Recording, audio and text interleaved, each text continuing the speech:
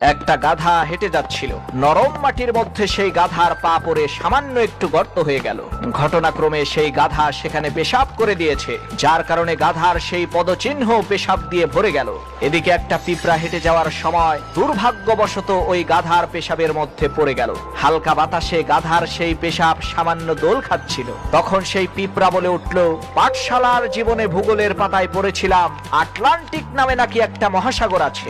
অবশেষে আমি সেই আটলান্টিকের মধ্যেই পড়ে গেলাম। এই উত্তাল ঢেউ অতিক্রম করে কিভাবে আমি কিনারায় যাব?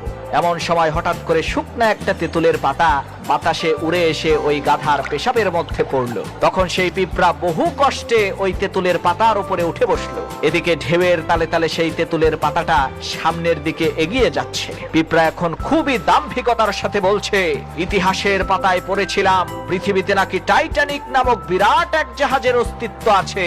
শেষ পর্যন্ত ভাগ্যের জোরে আমি সেই টাইটানিকের নাবিক হয়ে বসলাম। কি সাংঘাতিক ব্যাপার! আজকে আমি টাইটানিকের গর্বিত নাবিক। আটলান্টিকের এই উত্তাল ঢেউ পাড়ি দিয়ে আমি ছুটে চলেছি আমেরিকা আবিষ্কারের জন্য। গাধার পেশাবের মধ্যে তেঁতুলের পাতায় বসে পিঁপড়ার যে অহংকার, আমার দেশের তথাকথিত কিছু ছাপরি কন্টেন্ট ক্রিয়েটরদের এর চাইতে জঘন্য অবস্থা হয়েছে।